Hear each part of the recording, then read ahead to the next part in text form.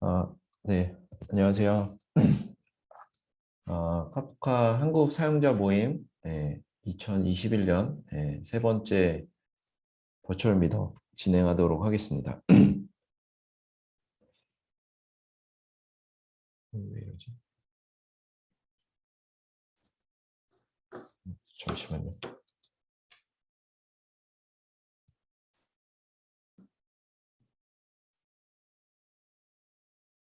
네.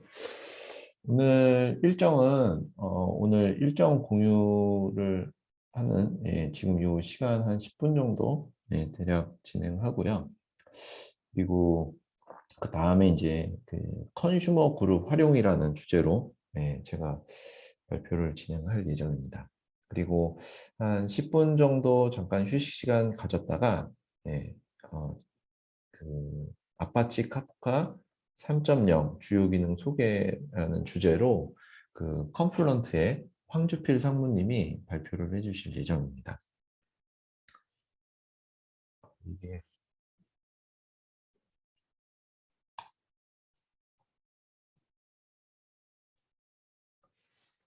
네, 주의사항 및 이벤트에 대해서 좀 소개해 드리겠습니다. 이제 주의사항 같은 경우에는 사실, 저희가 이 코로나 시대가 되면서 다들 이 줌에 대해서 많이 익숙해졌을 것 같아요. 그래서 딱히 주의사항보다는, 일단 이벤트에 대해서 좀 말씀을 드릴게요. 일단 이 줌에서 1대1 채팅하기 기능이 있어요. 그래서 우측 하단에 이 메시지 대화 상자를 이용을 해서 원하는 대화 상자 선택한 다음에 메시지를 전송할 수가 있는데 메시지를 전송해 주실 때 다른 메시지는 안 보내셔도 되고 그냥 본인의 성함, 전화번호, 주소 이렇게 요 세 가지 저희가 뭐 개인정보를 수집하려는 목적은 아니고 이게 온라인이다 보니까 그 선물 같은 것들을 이제 저희가 그 저기 배달로 보내드려야 돼요. 배송으로. 그래서 요 정보를 좀 알려주시면 저희가 선물을 보내드릴게요. 근데 지금까지 저희가 이렇게 진행을 해봤는데 간혹 가다가 그 이벤트 당첨됐음에도 불구하고 이렇게 성함이나 전화번호 이런 걸 안 남겨주신 분들도 계세요. 그래서 한 분인가 아마 못 보내드렸던 것 같은데 이걸 꼭 보내주시면 됩니다. 일단 지금 그 이벤트로 지금 많이 일찍 오셨기 때문에 얼리버드 이벤트로 그 대화 상대 중에 그 영어로 이벤트라고 되어 있습니다. 이벤트. 그분한테 선착순 5분 성함이랑 전화번호랑 주소만 남겨주시면 저희가 선별해서 선물 보내드리도록 하겠습니다. 지금 빨리 5분 남겨주시고요. 그리고 오늘 그 2021년 마지막 이 미더비 될 것 같아요. 11월이고 벌써 11월 말일이고 그래서 제가 좀 그 후원해 주시는 회사로부터 좀 많은 선물들을 좀 요청을 드렸거든요. 그래서 오늘은 좀 상품을 많이 많이 나눠드리려고 해요. 그래서 지금 그 선착순을 5분 보내주신 분 말고 혹시 지금 이게 이제 줌으로도 할 수 있잖아요. 그 모바일로도 들어올 수 있잖아요.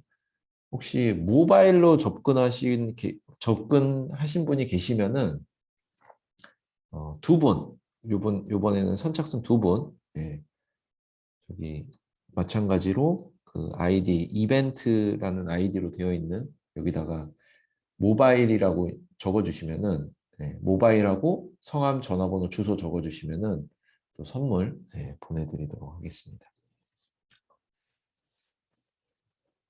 그리고 사전 신청자를 저희가 이제 받았는데 굉장히 많은 분들이 신청을 해주셨어요. 그래서 그 중에 5분은 제가 임의로 선발을 해서 커피 쿠폰을 보내드렸습니다.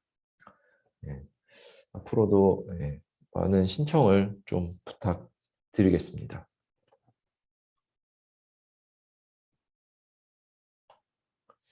그리고 오늘 이 행사는 삼성 SDS에서 후원을 해주셨습니다. 삼성 SDS에서 이런 커피 쿠폰이랑 이런 환경을 많이 지원을 해주셨고, 그리고 책만 출판사에서 도서, 그 저희 요번에 제 책을 좀 지원을 해주셨고, 그리고 컴플런트에서 컴플런트 기념 아이템 그 굿즈를 제공해 주셨습니다. 그리고 GTG에서 커피 쿠폰을 제공해 주셨습니다. 그리고 오늘 요 발표 내용들은 저희 깃허브에 다 공유가 될 예정이고 페이스북에도 링크를 다 공유 드릴 예정입니다. 그리고 지금 이 줌으로 하는 세미나는 미덥은 유튜브를 통해서도 또 이렇게 공유가 되니까 나중에라도 이렇게 못 보신 분들은 다시 보실 수가 있습니다.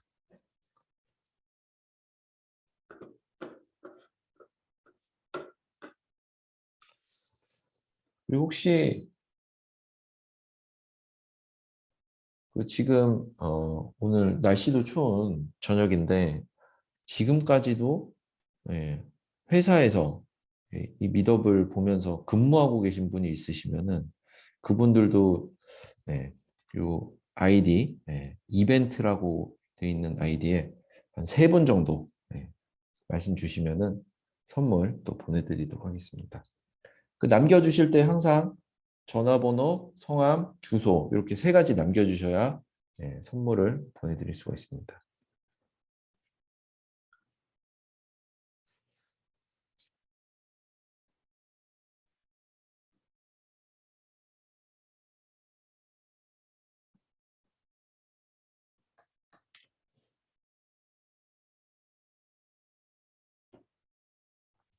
네, 그러면은 이제 이벤트 소개는 여기까지 하고 제가 이제 발표를 진행하도록 하겠습니다. 제가 오늘 준비한 발표 내용은 카프카 컨슈머 그룹 활용에 대한 내용이고요. 일단 발표하기에 앞서서 간략하게 제 소개를 하면은 저는 그 SK텔레콤의 데이터 플랫폼 팀에서 현재 근무를 하고 있고요. 페이스북 그 카프카 한국 사용자 그룹을 운영하고 있습니다. 페이스북 그룹 사용자분들이 많이 늘어나서 지금 한 3,000명, 3,000분 정도 되시는데 너무 좋은 것 같습니다. 그래서 앞으로도 주변에 가입 안 하신 분들이 있으면은 적극 추천을 좀 부탁드리겠습니다. 그리고 저는 그 컴플런트 공인 강사 자격을 취득하였고요. 그리고 컴플런트 어드미니스트레이터 자격도 취득을 했습니다. 그리고 그 카프카 데이터 플랫폼의 최강자 저자이기도 한데요. 이 책은 제가 2018년도에 출판을 했었고, 이 책은 당시에 이제 예스24 IT 분야에서 1위까지 하는 경험을 했었습니다. 그리고 제가 얼마 전에 이제 한 달 조금 넘은 것 같은데 실전 카프카 개발부터 운영까지라는 책을 출판을 했습니다. 이 책은 교보에서 IT 종합 5위까지 했었고 역시나 1위는 참 힘든 것 같습니다. 그리고 여기서 한 가지 저희 그 출판사에서 저 실전 카프카 개발부터 운영까지라는 책도 사은품으로 제공을 해주고 있거든요. 그래서 혹시 책을 내가 꼭 보고 싶은데 돈 주고 사기에는 너무 아까워서 못 샀다라고 하시는 분은 한 2분만 아까 그 저희 채팅 닉네임이 이벤트라고 되어 있는 분에게 2분만 선착순입니다. 이것도 그 성함하고 전화번호하고 주소 남겨주시는데 요 2분은 그 책을 실전 카프카 개발부터 운영까지 책을 받고 싶다고 같이 남겨주셔야 그분들은 책을 따로 보내드리겠습니다. 네.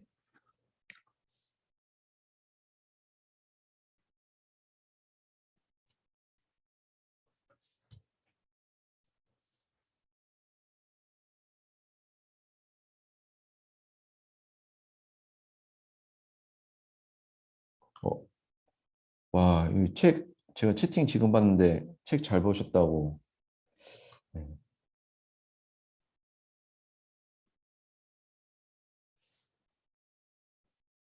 아, 너무 감사합니다. 아, 잠깐만요. 이게 왜 이러지? 이게 수락을 눌러야 될 것 같은데. 잠시.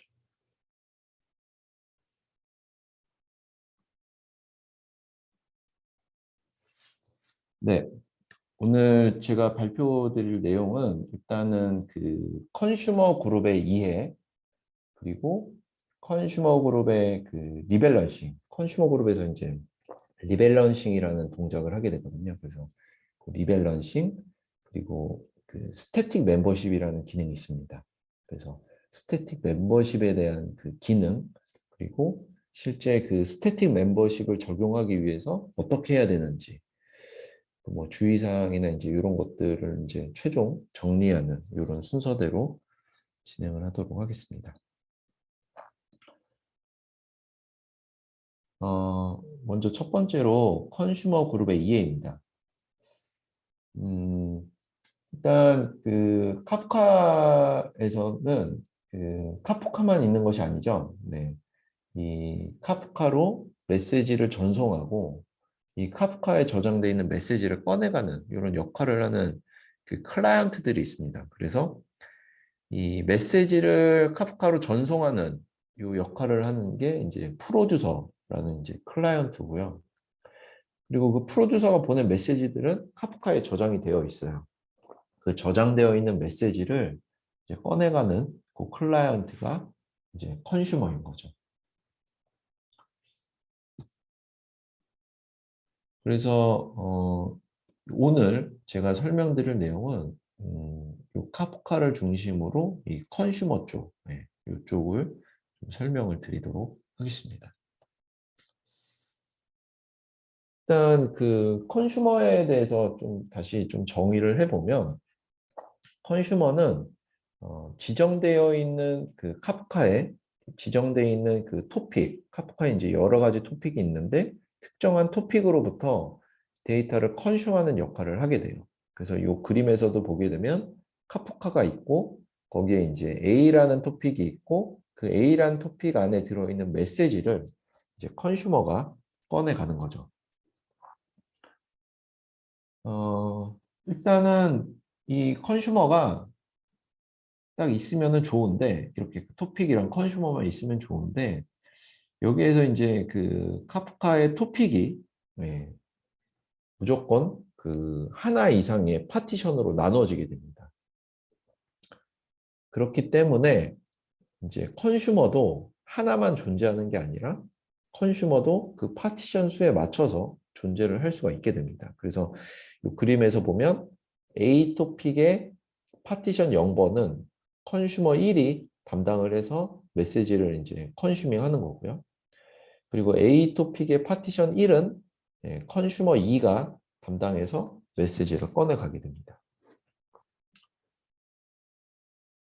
근데 이 카프카에서는 이 토픽의 파티션 수가 정해져 고정돼 있는 게 아니에요. 물론 고정돼 있긴 하는데 이 파티션 수는 언제든지 늘어날 수가 있습니다. 부하가 생기거나 이러면 파티션 수를 늘려줄 수가 있어요. 그래서 원래 기존의 A 토픽의 파티션은 2개였지만 지금과 같이 파티션을 총 3개로 이렇게 1개를 더 늘려줄 수가 있는 거죠. 그럼 이렇게 늘어난 상황에서 컨슈머를 늘려줄 수도 있지만 컨슈머 늘리지 않고 하나의 컨슈머가 2개의 파티션을 컨슈밍하는 이런 경우도 생길 수가 있습니다. 그러면 어쨌든 이 늘어난 파티션을 이 컨슈머 2번이 연결할 수 있도록 이렇게 매핑해주는 이러한 동작들이 필요하게 됩니다. 그리고 이 컨슈머라는 거는 항상 우리는 이제 최악의 상황을 항상 고려를 해야 되기 때문에 컨슈머가 언제든지 죽을 수가 있어요. 그리고 꼭 장애나 이런 걸로 죽는 거 외에도 컨슈머의 소스 배포라든지 변경 뭐 이런 것들이 필요하기 때문에 점검 이런 것들이 필요하기 때문에 언제든지 내려갈 수가 있어요. 그럼 이렇게 내려갔을 때 컨슈머 1이 원래는 그 A 토픽의 파티션 0번을 담당했었는데 어쨌든 장애든 점검이든 이런 것들로 컨슈머 1이 빠지게 됐을 때 그 파티션 0번에 대해서 이제 다른 컨슈머가 이 컨슈밍을 할 수 있도록 이렇게 넘겨줘야 됩니다.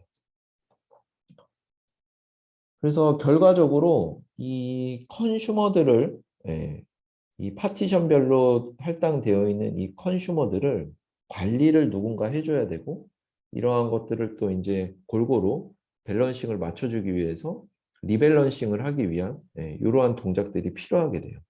그러다 보니까 이 컨슈머들을 하나의 그룹으로 이제 묶어서 관리를 하게 되는데 그 그룹이 바로 컨슈머 그룹입니다. 그러면 이제 컨슈머 그룹에 대해서 좀 알아보면 일단은 그 컨슈머들이 모든 컨슈머들은 컨슈머 그룹에 속하게 되어 있어요. 그래서 하나인 컨슈머도 컨슈머 그룹 안에 속해 있게 됩니다. 그리고 일단 이런 컨슈머 그룹핑을 통해서 컨슈머들을 관리를 할 수가 있고요. 그리고 앞에서 방금 말씀드린 것처럼 컨슈머가 얼라이브 할 수도 있고 죽을 수도 있고 이런 것들이 언제든지 발생을 할 수가 있어요. 그리고 그러한 상황에서는 컨슈머들에 대한 그런 그 정보들 이런 것들이 서로 공유가 되어야 그 남의 했던 역할을 이어받을 수 있기 때문에 이 컨슈머 그룹 안에서의 그 컨슈머들의 정보들은 전부 다 공유가 되게 됩니다. 그래서 이거를 이제 컨슈머 그룹이 사실은 이제 관리를 하게 되는데 컨슈머 그룹이 이제 그룹으로 이제 묶어서 운영을 하게 되는데 사실 이거에 대한 관리 주체는 그 그룹 코디네이터라는 게 별도로 존재를 합니다. 이 그룹 코디네이터는 컨슈머 그룹 안에 속해 있는 것이 아니고 그 클러스터에 컨슈머 그룹이 컨슈밍하고 있는 그 카프카 클러스터의 특정 브로커 하나에 생기게 됩니다. 그룹 코디네이터가. 근데 여기서 이제 또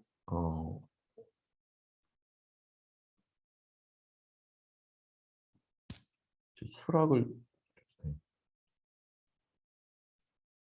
여기서 이제 또 한 가지 혼돈스러울 수가 있는 게 내가 토픽 저기 지금 컨슈머 그룹이 브로커 2번에 있는 A라는 토픽을 컨슈밍을 하고 있는데 이 내가 컨슈밍하고 있는 브로커랑 내 컨슈머 그룹의 그룹 코디네이터랑 항상 같은 브로커에 있는 것은 아니에요. 이 그림에서 보는 것처럼 컨슈머 그룹의 그룹 코디네이터는 브로커 1번에 있을 수도 있고 그리고 내가 컨슈밍하는 그 A라는 토픽은 브로커 2번에 있을 수가 있어요. 그래서 이렇게 서로 다른 브로커를 바라볼 수도 있고 또는 같은 브로커를 바라볼 수도 있습니다. 그래서 이거는 딱히 정해진 것은 없고 이런 식으로 그룹 코디네이터랑 내가 컨슈밍하는 토픽은 각자 다른 브로커에 있을 수 있다는 이걸 좀 알아두시면 좋을 것 같습니다. 이제 다음으로 컨슈머 그룹의 리밸런싱에 대해서 알아보겠습니다. 일단 그 컨슈머들이 아까 그 컨슈머 그룹 안에 들어오거나 나가는 경우가 생길 때 이제 그룹에 이런 리밸런싱 동작이 일어나게 되는데 이러한 경우는 어떤 경우냐면 그 토픽에 새로운 파티션이 추가가 되는 경우가 있어요. 파티션이 추가가 되면 그 파티션에 대한 메시지를 소비해야 되기 때문에 컨슈밍 해야 되기 때문에 리밸런싱 동작이 필요하게 됩니다. 또 그룹 안에 있던 컨슈머가 죽거나 또 새로 다시 들어오거나 이런 경우들이 생길 수가 있는데 이때에도 또 다시 이제 리밸런싱 동작이 필요하게 됩니다. 그래서 이 컨슈머 그룹의 리밸런싱은 엄밀히 말하면 그 컨슈머와 파티션이 일일이 이제 소유권이 다 되어 있는데 그것들의 소유권이 변경되는 이 작업들을 말하고요. 그리고 이 컨슈머들을 그 파티션에 맞춰서 재배치하는 이런 작업들을 이제 컨슈머 그룹의 리밸런싱이라고 합니다. 그래서 이 리밸런싱의 동작을 좀 한번 설명을 드리겠습니다. 이 그림에서 보면 A라는 토픽이 있고 여기에는 이제 파티션이 3개가 있어요. 파티션 0, 1, 2가 있고요. 그리고 오른쪽에는 컨슈머 그룹이 있고 여기에는 컨슈머 1, 컨슈머 2, 컨슈머 3 이렇게 3개가 있어요. 파티션의 파티션 수가 3개라고 해서 반드시 컨슈머 그룹이 3개일 필요는 없지만 예, 파티션마다 컨슈머 그룹을 1대1, 컨슈머를 1대1로 매핑해 주는 것이 가장 이상적인 구조이긴 합니다. 이렇게 1대1로 완벽하게 매핑되어 있는 상태에서 컨슈머 3번이 종료되었다고 가정을 해볼게요. 그러면 이 파티션 2번을 컨슈밍하고 있던 컨슈머 3번이 종료가 되었고 그러면 이 연결은 이제 끊어지게 되겠죠. 컨슈머 3번이 죽으면서 그러면 이 파티션 2번에 컨슈머가 끊어졌는데 이제 여기에서 리밸런싱이 시작이 되게 됩니다. 이 리밸런싱이 시작되면서 모든 컨슈머 그룹과 파티션에 연결되어 있던 연결들이 매핑되어 있던 연결들이 일시적으로 전부 다 끊어지게 됩니다. 그리고 이게 끊어진 상태에서 리밸런싱이 시작이 되고 리밸런싱이 완료되면 이 연결이 다시 이제 이루어지는 거죠. 근데 이게 이제 컨슈머 3번이 빠지고 파티션 2번은 이제 컨슈머 2번이랑 매핑이 됐고 그러니까 지금 파티션은 3개고 남아있는 컨슈머 그룹은 컨슈머는 2개이기 때문에 하나의 컨슈머가 일시적으로 2개의 파티션을 담당해서 컨슈밍을 하게 됩니다. 근데 여기서 이제 한 가지 의문점이 있을 수 있어요. 컨슈머가 죽었고 리밸런싱이 일어났는데 그 리밸런싱을 하기 전에 왜 일시적으로 다 멈춰야 되느냐? 왜 끊고 시작을 해야 되느냐? 이게 궁금할 수가 있어요. 요거를 한번 살펴보겠습니다.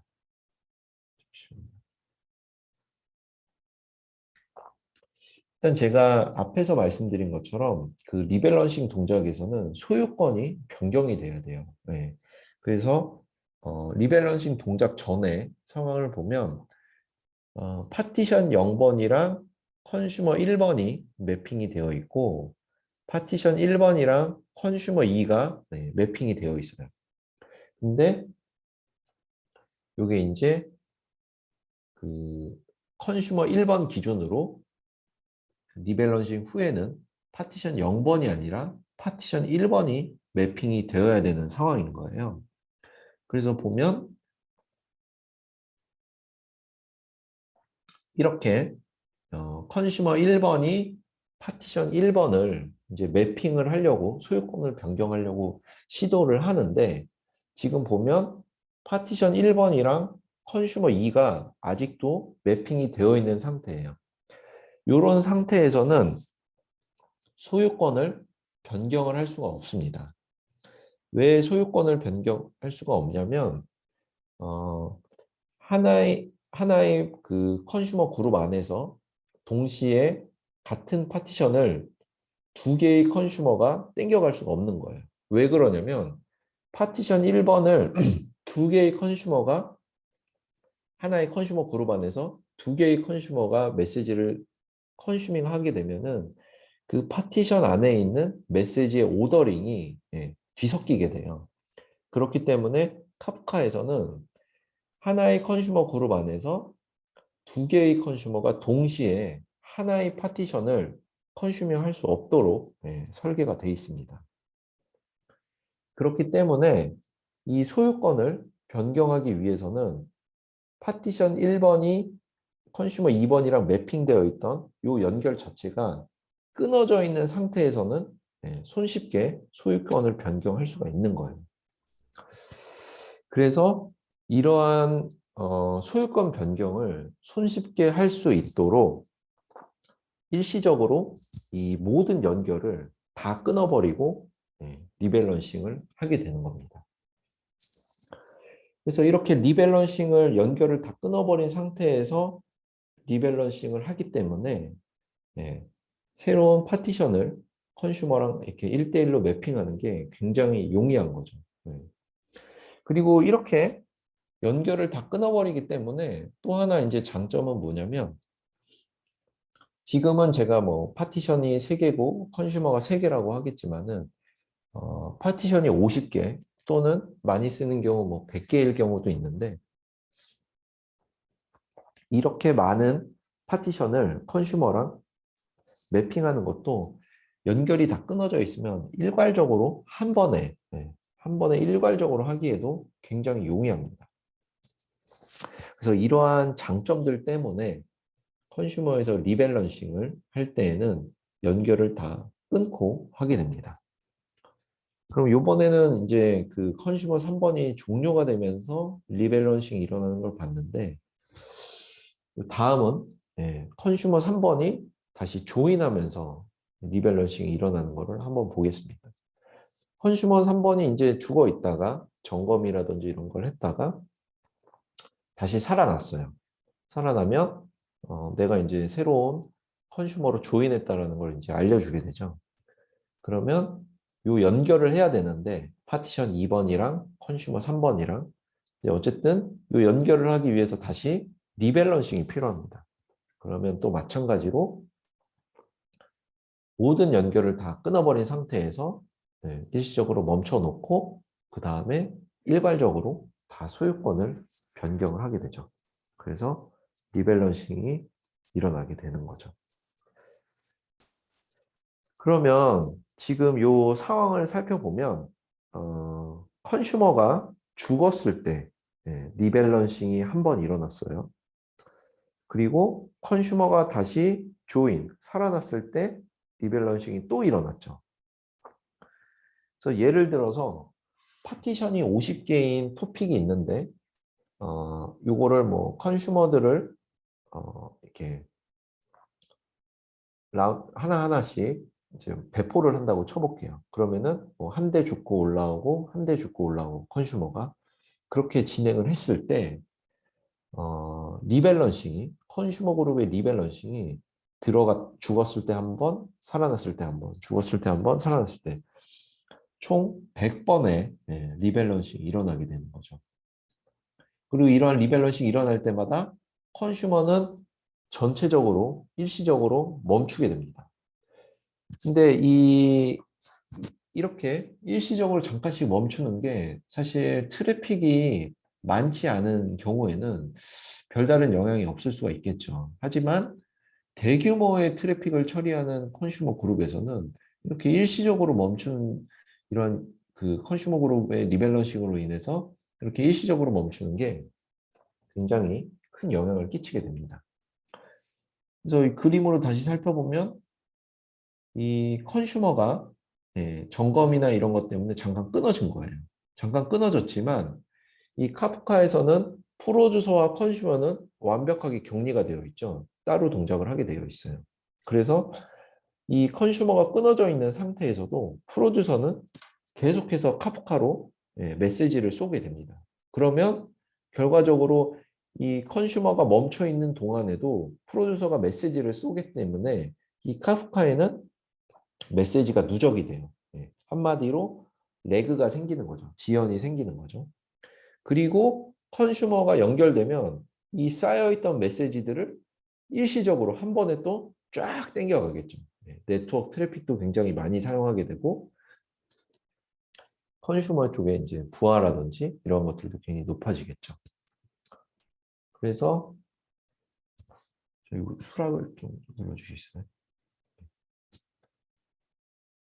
그래서 이런 것 때문에 이러한 그 불필요한 의도치 않은 그 리밸런싱을 막기 위해서 어떠한 방법이 있을까라고 해서 좀 좋은 방법이 없을까라고 해서 스태틱 멤버십이라는 기능이 새로 추가가 되었습니다.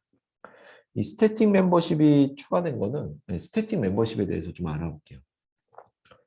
스태틱 멤버십은 하드웨어 점검이라든지 소프트웨어 업데이트 그리고 아까 말씀드린 그 컨슈머의 그런 배포 아니면 또는 롤링 리스타트 이런 것들을 이제 할 때 그 불필요한 그 리밸런싱 동작을 이제 안 하기 위해서 이제 생겨난 기능이고요. 이게 최근에 생겨난 기능보다는 아파치 카프카 2.3 버전이 릴리즈 되면서 이 기능이 생겨났어요. 그래서 혹시 이제 모르시거나 아니면은 아직도 이제 2.3 이하 버전을 사용하시는 분들을 위해서 또는 이 기능을 모르시는 분들을 위해서 이걸 공유하기 위해서 준비를 했고요. 스태틱 멤버십은 어떻게 보면 굉장히 심플해요. 원래 제가 앞에서 좀 설명을 미처 못 드렸지만 이 각각의 컨슈머를 식별하기 위한 원래는 유닉 그 아이디가 있어요. 아이디가. 그래서 기존에는 그 아이디가 그냥 랜덤 아이디였었어요.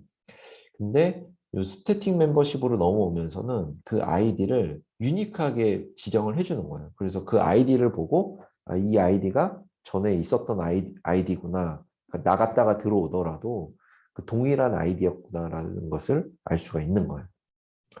그리고 요 설정을 하게 되면은 그 컨슈머가 그 아웃할 때, 그 그룹에서 떠날 때, 그 리브 그룹 리퀘스트라는 것을 아예 보내질 않아요. 그래서 그걸 보내지 않기 때문에 또 리밸런싱을 안 하게 되는 거죠. 한번 이 스태틱 멤버십을 적용한 다음에 컨슈머 3이 종료됐을 때 어떻게 동작하는지 이 과정을 한번 살펴보겠습니다. 아까처럼 이렇게 동일하게 1대1로 매핑이 되어 있다고 가정을 하고요. 그리고 컨슈머 3번이 이제 마찬가지로 종료되었다고 해보겠습니다. 그러면 파티션 2번이 이제 비어 있는 거죠. 근데 요 연결이 끊어져 있는 상태에서 이 컨슈머 2번, 아니 파티션 2번에는 연결이 끊어져 있는 상태에서도 프로듀서는 계속해서 메시지는 보내게 됩니다. 그러니까 이 파티션 2번에는 일시적인 지연 현상은 발생할 수가 있겠죠. 하지만 토픽 전체적으로 봤을 때 파티션 0번이랑 1번에는 컨슈머가 계속 붙어서 메시지를 가져가고 있기 때문에 전체적으로 봤을 때 그 영향도는 크지는 않아 보입니다. 그리고 이 컨슈머가 어떤 점검 또는 뭐 배포를 통해서 다시 살아났어요. 이렇게 살아나면 그때 새로운 이제 연결이 매핑이 되고 기존에 내가 매핑하고 있었던 파티션 2번이 매핑이 되고 이 메시지들을 이제 가져오게 되는 이런 식으로 진행을 하게 됩니다. 그래서 컨슈머 하나가 죽었다가 다시 들어온다, 조인한다 하더라도 리밸런싱, 컨슈머 그룹 전체에 리밸런싱이 일어나지가 않습니다. 그러면 이 스태틱 멤버십을 어떻게 적용해야 되느냐를 살펴보면 컨슈머 그룹에서 아까 제가 그 코디네이터라는 게 있다고 했는데 그 코디네이터는 이 컨슈머 그룹의 컨슈머들하고 이 헬스 체크를 주고받고 있습니다. 그래서 이 컨슈머들은 그룹 코디네이터한테 정해진 시간에 맞춰서 하트비트를 계속 보내게 돼요. 그리고 이 그룹 코디네이터는 하트비트가 안 들어오게 되면 지정한 시간만큼 하트비트가 오지 않으면 이 컨슈머가 죽었구나라는 걸 판단을 하고 컨슈머 그룹 전체를 이제 리밸런싱을 하게 됩니다. 이거 수락 좀 한번 눌러주시겠습니다.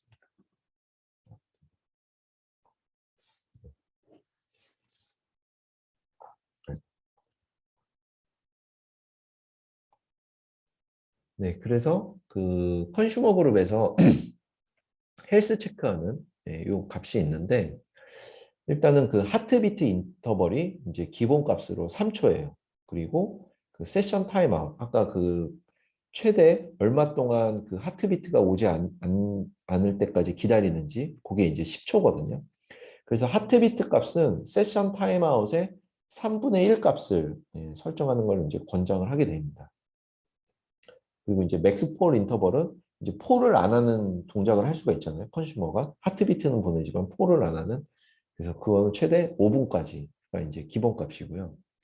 그래서 스태틱 멤버십을 적용할 때는 저 세션 타임아웃, 저 10초 안에 하트비트가 안 오면 이제 코디네이터가 리밸런싱을 강제로 하게 되잖아요. 그래서 저 세션 타임아웃을 최대한 내가 리밸런싱을 안 해도 될 정도로 최대한 늘려줍니다. 그래서 지금 여기 같은 경우에는 한 180초? 네, 180초 정도로 설정을 한 거고, 그 하트비트 인터벌 같은 경우에는 3분의 1인 60초로 설정을 한 거죠. 그리고 여기서 이제 중요한 게 스태틱 멤버십 적용할 때 그 그룹 인스턴스, 그러니까 그 컨슈머마다의 그 아이디를, 유니크한 아이디를 넣어줘야 되거든요. 보통 이제 호스트에 하나의 컨슈머를 띄운다고 했을 때 이제 호스트 네임은 이제 약간 유니크하게 사용하기 때문에 이제 그룹.인스턴스.id를 이제 호스트 네임으로 이렇게 유니크한 이름으로 설정하는 것을 권장을 합니다. 그래서 이렇게 설정하게 되면 이제 스태틱 멤버십이 적용되는 거고요. 이게 되게 심플합니다.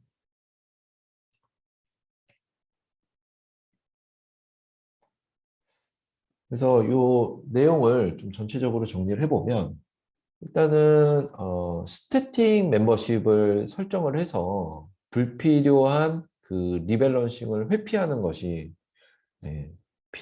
필요하신 분들은 이렇게 리밸런싱을 회피할 수가 있고요. 그리고 이 기능을 사용하기 위해서는 아파치 카프카의 버전이 2.3 버전 이상인 버전을 사용하셔야 이 기능을 사용할 수가 있습니다.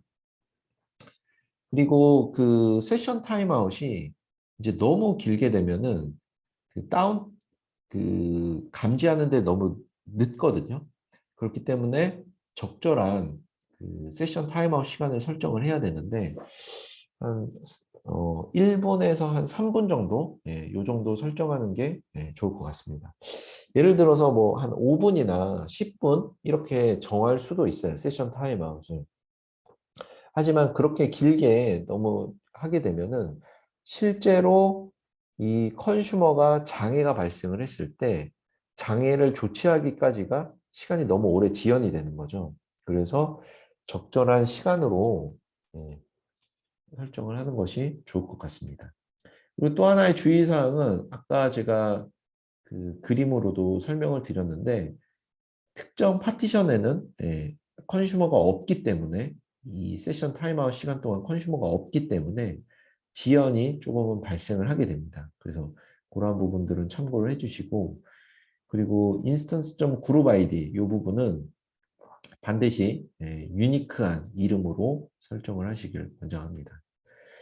그리고 그 아파치 카프카 이제 2.4 버전 이상부터는 또 이제 코퍼레이티브 스티키 어사이너라는 요 어사이너가 새로 생겼어요. 그래서 요거는 뭐냐면 전체적으로 그 한 번에 예전에는 이제 리밸런싱을 했었다면은 요거는 단계적으로 좀 그 리밸런싱이 필요한 컨슈머만 딱딱 이렇게 스몰 배치라고 해야 되나? 이런 식으로 조금씩 조금씩 한 번에 리밸런싱을 하는 게 아니라 그 필요한 부분들만 이렇게 리밸런싱을 하는 이러한 어사이너도 있습니다. 그래서 아파치 카프카 2.4 버전 이상 사용하시는 분들은 이러한 기능도 사용하시면 굉장히 도움이 많이 될 것 같고요. 그리고 오늘 제가 말씀드린 내용은 요 실전 카프카 개발부터 운영까지 요 6장 컨슈머의 내부 동작 원리와 구현에 또 자세히 나와 있습니다. 그래서 책을 구매 안 하신 분들은 이걸 오늘 이벤트를 통해서 좀 받아가셔도 좋을 것 같고 또 구매하셔서 또 공부하시면 도움이 많이 될 것 같습니다. 네, 제 발표는 여기까지고요. 혹시 질문 있으시면은 질문 받도록 하겠습니다.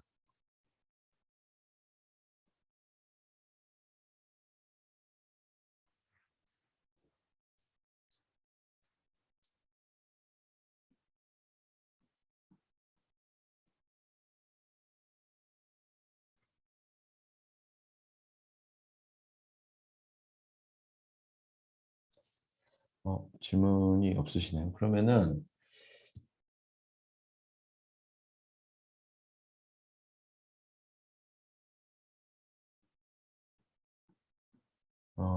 토이 프로젝트로요. 어, 이거는 제가 예상하지 못한 질문이었네요. 요거, 요거는 음, 혹시 네, 일단은 그 조원영님 질문에 답변 드리면은 일단은 그 카프카에서 발생하는 그 로그들이 있어요. 로그들. 어플리케이션 로그들이요. 그 로그를 카프카의 토픽으로 쏴서 네, 그거를 뭐 이렇게 컨슈밍 해보고 파싱도 해보고 네, 그런 식으로 해보면 네, 토이 프로젝트로 재밌지 않을까요? 네, 그리고 여기 그 1메가 넘는 메시지를 전송해 본 경험이 있으신가요? 라고 메시지 주셨는데 네, 1메가 넘는 메시지 전송해 본 경험이 있습니다. 네.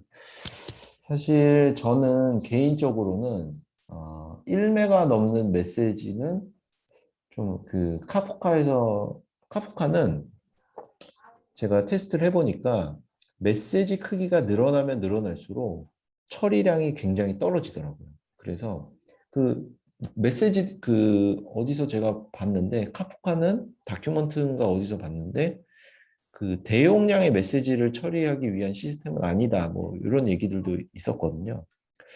사실 저는 이제 1메가가 넘는 메시지를 처리하는 걸 좋아하진 않는데, 네, 권장하지 않아요. 근데 좋아하진 않는데 경우에 따라서는 또 해야 되는 경우가 있어서 네, 처리해 본 경험이 있긴 있습니다.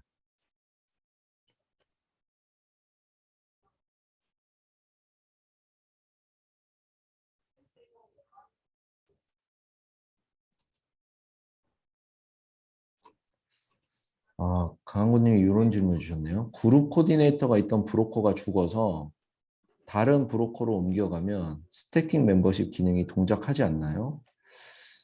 요거는 제가 잘 모르겠습니다. 요거는 제가 테스트를 한번, 요 생각은 제가 못 해봤네요. 네. 요거는 제가 한번, 다음에 한번 해보겠습니다. 컨슈머 하나가 죽었을 경우, 컨슈머 중에서 임의로 선정하여 그 컨슈머가 대체하면 리밸런싱 아니면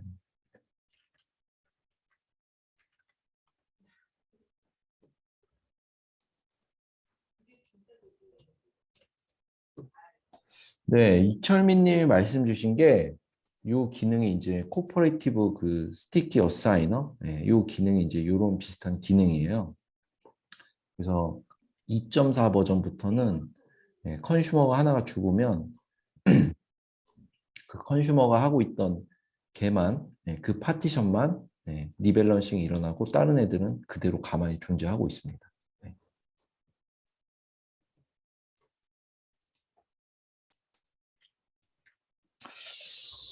네.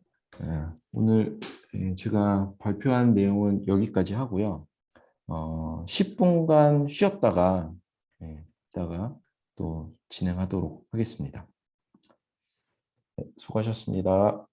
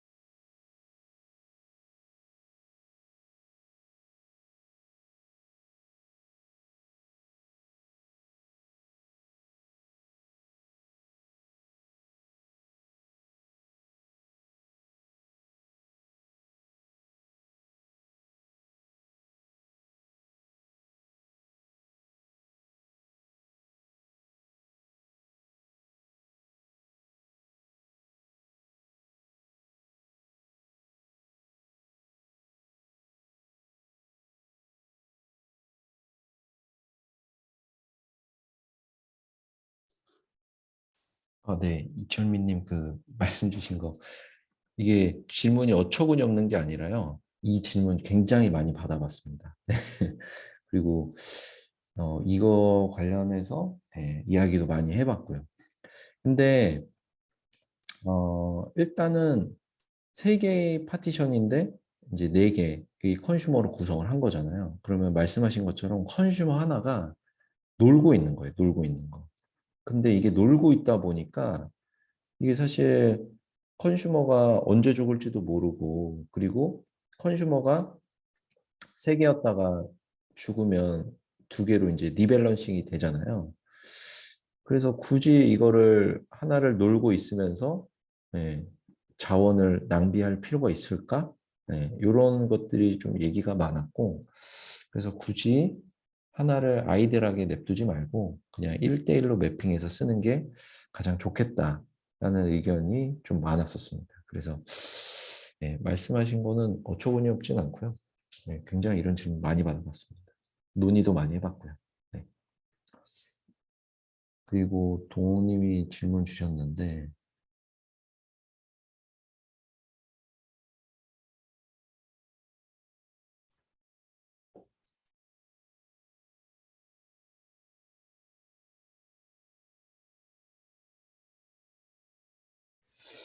제가 이거는 좀 제가 이해를 못했는데 어, 컨슈머 그룹을 한 개로 운영할 때와 여러 개로 두고 운영할 때 각각 필요가 있을까요?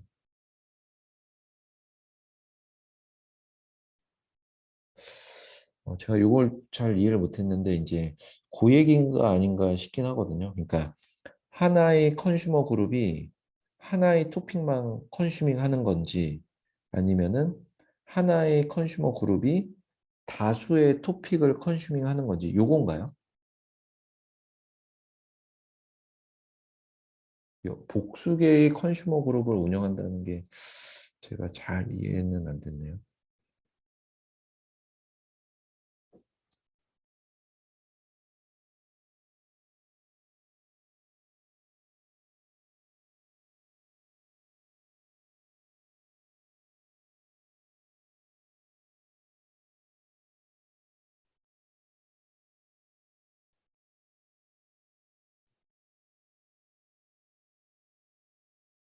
네, 컨슈머 그룹을 다르게 지정해서 하나의 토픽을 여러 개의 컨슈머들이 가져갈 수가 있죠. 그리고 이렇게 사용하는 게 오히려 카프카에서 권장하는 방법인 것 같아요. 하나의 토픽을 복수 개의 컨슈머 그룹이 컨슈밍 해가는. 그래서 그런 것 때문에 오히려 그 데이터도 지우지 않고 보관을 하고 있기 때문에 하나의 토픽을 여러 개의 컨슈머, 그룹명이 다른 여러 개의 컨슈머 그룹들이 컨슈밍 하는 게 맞는 것 같습니다. 꼭 하나의 토픽을 하나의 컨슈머가 굳이 땡길 필요는 하나만 땡겨야 되는 건 아닌 것 같습니다.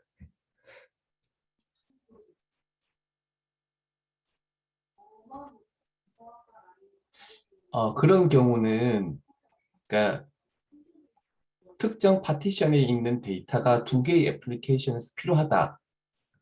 그러니까 동일한 데이터가 두 개의 애플리케이션에서 필요하다라고 하는 경우는 금방 말씀하신 것처럼 파티션 어차피 이제 컨슈머 그룹을 두 개를 만들어서 동일한 데이터를 가져다가 사용을 하는 그런 비즈니스 케이스에서는 이야기하신 것처럼 컨슈머 그룹을 여러 개를 운영을 하는 게 맞을 것 같고요.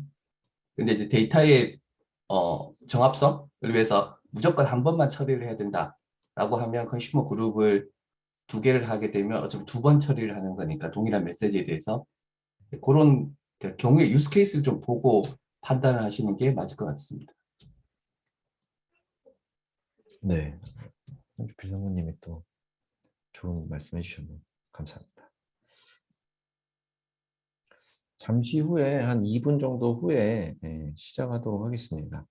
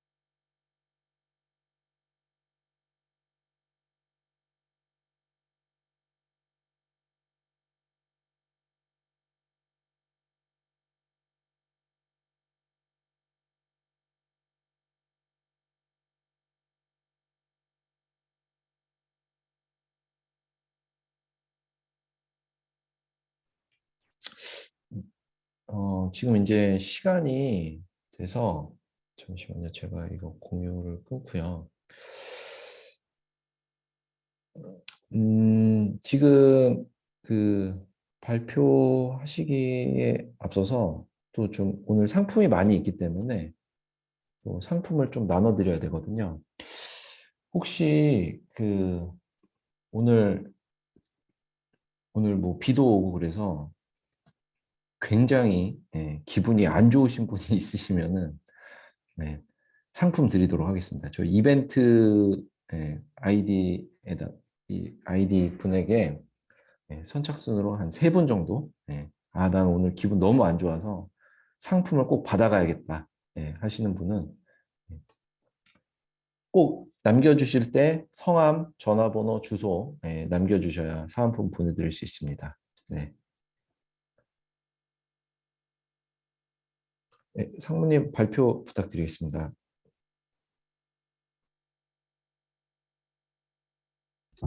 네, 안녕하세요. 반갑습니다.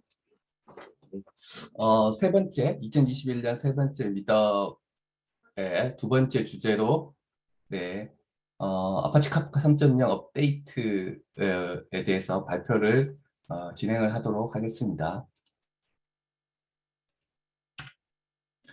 발표 앞서서 간단하게 제 소개를 좀 드리면 아마 저를 잘 못 보셨을 수도 있을 것 같은데 저는 황주필이라고 하고요. 지금 현재 컴플런트 코리아의 솔루션 엔지니어로 근무를 하고 있습니다. 제 이력을 잠깐 말씀드리면 저 바로 전 직장에서는 이제 피보탈이라고 하는 스프링 프레임워크로 좀 유명하죠. 그리고 에자일, 뭐 DDD, TDD 이런 걸로 되게 유명한 클라우드 네이티브 애플리케이션이나 마이크로 서비스 아키텍처, 이벤트 드리븐 아키텍처 그리고 이제 쿠버네티스라든지 아니면 이제 클라우드 파운더리를 사용을 한 파스로 좀 유명한 회사에서 일을 했었고요. 그 전에는 오라클이나 BA 시스템즈에서 뭐 미들웨어 클라우드 같은 걸 했고, 지금은 컴플런트에서 카프카를 주로 하고 있고, 특히나 이제 카프카 중에서 요즘 이제 관심을 가지고 있는 건 데이터 메쉬. 그래서 이제 카프카를 통해서 어떻게 이제 데이터들을 서로 인티그레이션하고 그런 데이터들을 관리할 거냐. 그리고 캐시콜 DB나 스케이스트림을 통해서 스트림 프로세싱하는 이런 거에 대해서 조금 관심을 많이 좀 가지고 있습니다. 혹시나 관련된 주제에 대해서 궁금한 게 있으시면 카프카 아니더라도 저한테 연락 주시면 제가 아는 내용으로서는 네. 네. 좋은 책입니다. 예, 지금 이제 채스에서 쿠버네티스 인 액션 이야기하는데, 예, 제가 번역을 했고요. 네, 좋은 책이라서 예, 많이들 보셨으면 좋을 것 같습니다. 네. 그래서 오늘 이 시간에는 아파치 카프카 3.0에 대해서 주로 말씀을 드릴 거고, 특히나 많으신 분들이 관심 있어 하실 주키퍼 리스, 크래프트라고 하죠. 크래프트 모드에 대해서 잠깐 말씀을 드릴 거고, 그리고 마지막으로 컴플리언트 플랫폼에 대해서 잠깐 업데이트를 좀 드리도록 하겠습니다. 그 전에 앞에서 지금 고수보님이 저거 컨슈머 그룹에 대해서 스태틱 멤버십이라든지 같은 거 말씀을 하셨는데, 제가 하나만 더 소개를 하고 싶은 게 있어서 이 장표를 급히 추가를 했고요. 뭐냐면 패러럴 컨슈머라고 하는 게 있습니다. 패러럴 컨슈머라고 하는 게 있고, 지금 슬라이드의 왼쪽에 있는 것처럼 Introduction to Confluent Parallel Consumer라고 하는 블로그가 있고요. 그래서 컴플런트 블로그에서 찾아보시면 보실 수가 있고, 오른쪽에 보시는 것처럼 GitHub URL이 있습니다. GitHub에 있는 레포에 가시면은 컴플런트 INC의 Parallel Consumer라고 하는 레포에 들어가 보시면 Parallel Consumer라고 하는 걸 확인을 해보실 수가 있는데, 제가 오른쪽에 그 스크린샷으로 잠깐 이제 붙여놓은 이미지가 위쪽에 보시면 이렇게 단계별로 쭉 되어 있는 게 일반적인 그냥 우리가 컨슈머 클라이언트 라이브러리를 가지고 토픽에 있는 메시지를 컨슈밍을 했을 때의 시간이고, 밑에 나오는 얘가 패러럴 컨슈머를 사용해서 메시지를 컨슈밍을 했을 때의 그래프입니다. 굉장히 차이가 많이 나죠. 그래서 아주 간단하게 이야기하면 이제 컨슈머 단에서 이제 스레드 풀을 만들어서 동시에 데이터를 확 땡긴다고 이렇게 이해하시면 좋을 것 같고요. 그래서 요 패러럴 컨슈머 같은 것들을 한번 보시면 좋을 것 같아서 잠깐 소개를 해드리는 거니까 한번 관심 있게 한번 보시면 좋을 것 같습니다. 두 번째로 저희가 잘 아시다시피 컴플런트 한국 지사가 작년에 생겼죠. 그리고 드디어 한글 홈페이지가 예, 생겼습니다. 그래서 컴플런트 IO KO-KR 들어가시면 이제 한글 사이트가 있으니까 손쉽게 정보를 찾아보실 수가 있을 것 같고, 또 한 가지 더 예, 홍보 드릴 수 있는 게 저희 컴플런트 개발자 사이트가 있습니다. 제가 이제 고객이라든지 많은 분들 만나면 아직까지도 잘 모르시는 것 같아서 잠깐 소개를 드리면 developer.confluent.io라고 하는 사이트가 있습니다. 그래서 그 제일 왼쪽에 보시면 이제 그 하이레벨 아키텍처부터 시작해서 브로커 인터널 해서 브로커 내부 동작하는 구조까지 단계별로 굉장히 자세하게 설명을 하고 있어서 참고하시면 좋을 것 같아서 개발자 사이트를 소개를 한번 드리고요. 그리고 이 개발자 사이트에는 아파치 카프카 101, 뭐 아니면 커넥트 101, 캐시콜 DB 101 같이 이제 101으로 손쉽게 따라할 수 있는 핸즈온 코스들이 비디오와 실제 그거에 대한 강의 자료들이 같이 구성이 되어 있습니다. 그래서 그런 것들을 사용을 해보시면 굉장히 손쉽게 카프카라든지 커넥트나 스트림스, 캐시콜 DB들을 따라 하실 수 있을 것 같아서 이거 한번 소개해드리고, 그 각 코스에 보시면은 컴플루언트 클라우드, 그래서 카프카를 클라우드에서 제공을 하는 컴플루언트 클라우드를 사용하실 수 있는 프로모 코드, 뭐 100불, 200불짜리를 이렇게 제공을 하기 때문에 그런 것들을 사용을 하시면은 공짜로 컴플루언트 클라우드를 사용하실 수 있다. 그래서 많이들 한번 사용을 해보시면은 좋을 것 같습니다. 네, 이상으로 홍보는 잠깐 마치고요. 이제 9월 달에 9월 달에 질문 주신 것처럼 패러럴 컨슈머가 나온 목적 중에 한 가지가 토픽의 순서, 토픽에 있는 그쵸, 토픽에 있는 메시지의 순서 보장 때문에 나온 겁니다. 그래서 한번 아티클을 한번 읽어보시면 좋을 것 같고요. 아마 다음 나중 미더비나 그래서 패러럴 컨슈머에 대해서 좀 딥다이브하게 소개할 시간이 있으면 다시 한번 말씀을 드리도록 하겠습니다. 네. 아파치 3.0이 잘 아시다시피 9월 달에 출시가 됐죠. 벌써 몇 개월 되겠어 이미 많으신 분들이 아실 텐데 굉장히 많은 기능 개선이라든지 픽스라든지 같은 것이 되었습니다. 그래서 실제 이제 What's New라고 하는 아파치 카프카 사이트에 가보시면은 굉장히 많은 기능들이 쭉 나열이 되어 있는데요. 중요한 거 몇 가지만 먼저 업데이트를 조금 드리면은 아마 이제 제일 많이 이제 임팩트를 받는 것 중에 한 가지가 자바 8, 스칼라 12의 디프리케이티드이죠. 그래서 더 이상 이제 자바 8과 자바 12를 지원하지 않겠다라고 디프리케이트를 선언을 한 거고 다음 다음 메이저 버전인 아파치 카프카 4.0에서는 자바 8과 스칼라 2.12를 지원하지 않겠다, 드랍하겠다라고 이야기를 한 게 있습니다. 그래서 솔직히 자바 8 자체가 이미 이제 EOS가 거의 됐기 때문에 네, 자바 11, 아마 자바 17 이렇게 가시는 게 좋지 않을까라고 생각을 하고요. 또 다른 중요한 그런 변화 중에 한 가지가 우리가 이제 프로듀서 개런티 이야기할 때 에크 모드 이야기를 하죠. 그래서 에크를 0으로 하냐, 1로 하냐, -1로 하냐, 이런 이야기 많이 하시는데 지금까지 2점대까지는 에크가 기본이 1이었죠. 그래서 리더에서 받으면 바로 응답을 주는 형태였는데 이게 올로 바뀝니다. 그 또 한 가지가 아이덴포텐스라고 해서 데이터에 대한 중복 체크를 하는 메시지에 대한 중복 체크하는 기능이 기존에는 false로 되어 있던 것이 이제는 기본값이 true로 되어 있는. 그래서 아파치 3.0을 사용하실 때는 에크가 기본 모드가 all이다. 그리고 아이덴포텐스가 기본이 enabled다.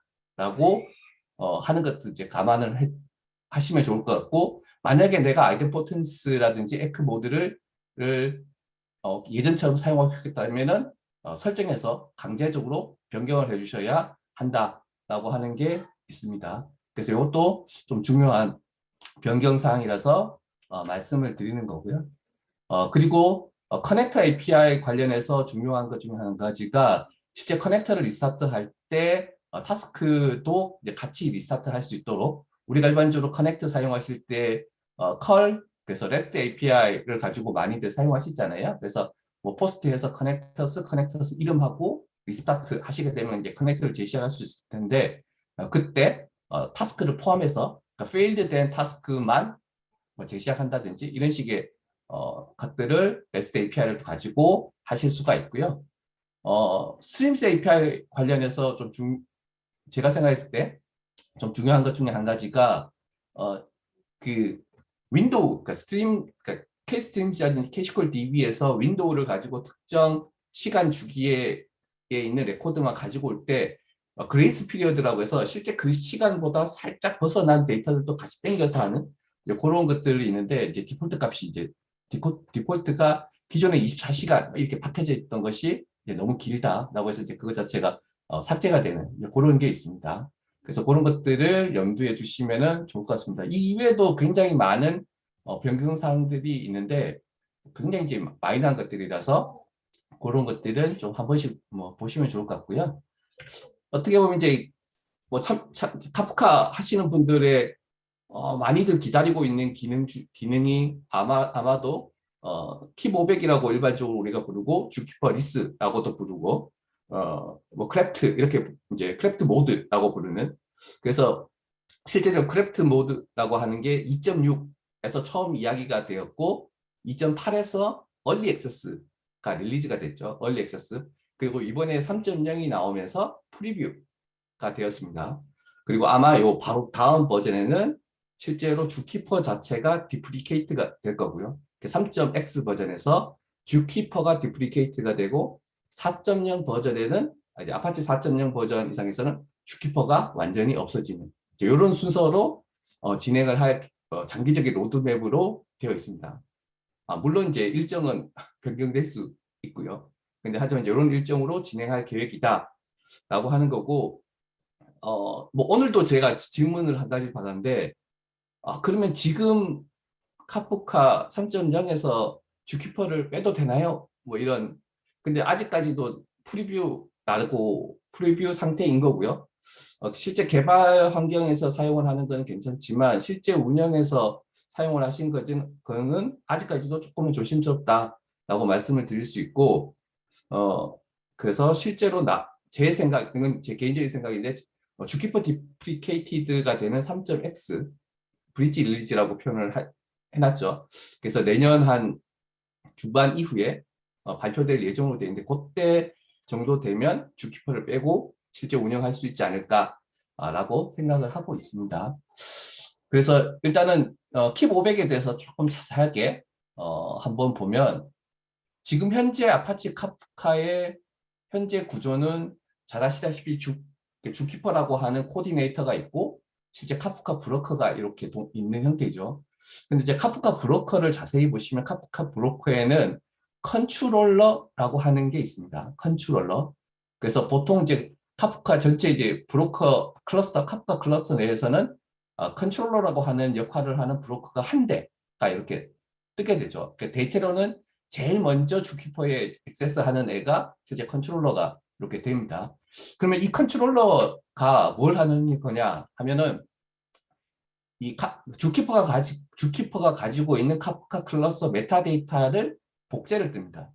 복제를 해서 가지고 있고 그 복제본 자체를 관리를 하는 기능이고요. 복제된 메타데이터를 다시 다른 브로커들한테 전달하는 그런 역할을 하고, 실제로 파티션 토픽이 하나가 만들어진다든지 했을 때 브로커의 파티션을 활동하는 작업이라든지 실제 브로커가 정상적으로 동작을 하고 있는지에 대한 상태를 모니터링 하거나 실제 그걸 그리고 새로운 파티션의 리더를 선출해야 된다. 리더를 새로 이제 갱신해야 된다든지 뭐 그런 경우에 실제 요 메타데이터 업데이트를 하고 하는 것이 실제 컨트롤러의 역할입니다. 그래서 지금 현재도 카프카 컨트롤러라고 하는 게 있어서 주키퍼하고 같이 연동을 해서 이렇게 동작을 하고 있죠. 근데 실제로 그러면 이런 구조 자체가 어떤 특별하게 문제가 있냐라고 하면, 문제가 있는 것은 딱히 문제가 있지는 않은데 어떻게 좀 더 좋게 만들 수 있지 않을까, 뭐 이런 개념이라고 이해하시는 게 제일 좋을 것 같고요. 그래서 실제로 어떻게 보면 이제 다른 이제 내가 카프카라고 하는 걸 하나 운영하기 위해서 주키퍼 클러스터 운영을 하고 카프카 브로커에 대한 클러스터 운영을 하고 하다 보니까 뭐 여러 개의 자바 프로세스부터 시작해서 여러 개의 여러 개의 서버나 이런 거 운영해야 되고, 그리고 내가 스케일을 하려고 했더니 주키퍼 자체의 스케일도 해야 되고 브로커도 스케일 해야 되고 이제 여러 가지 문제들이 엮인 거죠. 이러다 보니까 조금 더 좋은 방법이 있지 않을까라고 하는 생각을 한 거죠. 그렇게 해서 나온 게 그러면 주키퍼를 빼자 이렇게 된 거죠. 그래서 주키퍼를 빼자라고 처음에 발의해서 만든 게 킵500이라고 해서, 뭐 킵은 잘 아시다시피 어떻게 보면 이제 우리가 피처 리퀘스트 같은 카프카의 피처 리퀘스트 같은 기능이잖아요. 그래서 실제 주키퍼를 빼는 게 발의가 됐고 그게 킵500이다라고 하는 거 이해하시면 좋을 것 같고, 킵500의 가장 메인이 되는 거는 쿼럼 서비스라고 하는, 그래서 어떻게 보면 이제 투표하는 기능이죠. 그래서 투표하는 기능 자체를 라프트라고 하는 컨센서스 알고리즘을 가지고 실제 카프카에 적용하자라고 하는 거라고 이해하시면 좋을 것 같고요. 오늘 혹시 참석하신 분들 중에 라프트가 뭔지 잘 모르신 분들이 있을 것 같아서 라프트에 대해서 잠깐만 언급을 드리면, raft.github.io라고 하는 사이트에 가면 라프트에 대해서 잘 설명을 하고 있습니다. 일반적으로 우리가 이제 합의 알고리즘이라고 하는 이야기를 하죠. 컨센서스 알고리즘. 요즘에 가장 핫한 것 중 한 가지가 암호화 화폐, 뭐 비트코인이나 아니면 이제 이런 뭐 도지 같은 코인들이죠. 그래서 이런 블록체인에서 실제로 합의 알고리즘 같은 걸 많이들 사용을 하고 있죠. 그래서 근데 이런 블록체인뿐만 아니라 우리가 일반적으로 분산 컴퓨팅이라고 하는 디스트리뷰티드 컴퓨팅을 사용을 하는 되게 많은 이제 그런 이제 시스템들, 솔루션들, 예를 들면 이제 쿠버네티스에서 많이 쓰는 etcd라든지 아니면 이제 신라나 몽고DB 아니면 이제 콩노치DB 같은 이런 분산 컴퓨팅, 그러니까 스케일 아웃을 클라우드에서 기반의 스케일 아웃을 하도록 만들어져 있는 굉장히 많은 소프트웨어들이 라프트를 사용을 하고 있고 라프트가 아니면 제 밑쪽에 보시면 이제 패석스라든지 아니면 이제 뭐 비잔틴 장군의 폴트 뭐 이런 이야기를 하죠. 그래서 뭐 비잔틴 장군 이야기라든지 이런 굉장히 다양한 형태의 컨센서스 알고리즘을 사용을 해서 데이터에 대한 정합성을 맞추기 위한 그 리더를 선정을 하고 그 리더가 데이터에 대한 라이트 권한을 가지고 나머지 애들은 그거에 대한 팔로워가 돼서 데이터를 읽어가서 전체적인 이제 클러스터를 유지를 하는 그런 형태로 많이들 운영을 하도록 만든 그런 것이 실제로 합의 알고리즘이라고 하는 거죠. 그래서 컨센서스 알고리즘을 이런 이제 분산 컴퓨팅에서 많이 사용을 하고 지금 현재 아파치 카프카는 주키퍼가 이 합의 알고리즘을 통해서 실제 리더를 선출할 때 기여를 하고 있죠. 근데 그 리더 선정하는 거를 카프카 브로커 내에 구현을 하겠다라고 하는 게 실제로 카프카 without zookeeper. 그래서 이제 우리가 지금 이제 라프트 크래프트 모드라고 부르는 그 모드가 되겠습니다. 그래서 크래프트 모드 같은 경우는 브로커를 실제 브로커와 컨트롤러 두 가지 목적으로 두 가지 용도로 사용을 하는 그런 모드라고 이해하시면 될 것 같고 그래서 주키퍼 없이 브로커가 브로커 안에 컨트롤러라고 하는 롤을 가진 어떻게 보면 이제 내부 프로세스를 하나를 동작을 시켜서 그 컨트롤러를 통해서 기존의 주키퍼가 하던 역할을 하도록 한다. 이렇게 이해를 하시면은 제일 좋을 것 같습니다. 그래서 이렇게 하다 보니까 실제로 주키퍼가 없이 카프카만 확장을 이제 내가 스케일을 할 경우 카프카만 확장을 하면 되기 때문에 굉장히 이제 관리의 편의성도 생기고 그리고 내가 토픽을 만들고 삭제하고 실제로 특히나 서버 브로커 자체를 스타팅을 하거나 셧다운을 할 때 우리가 일반적으로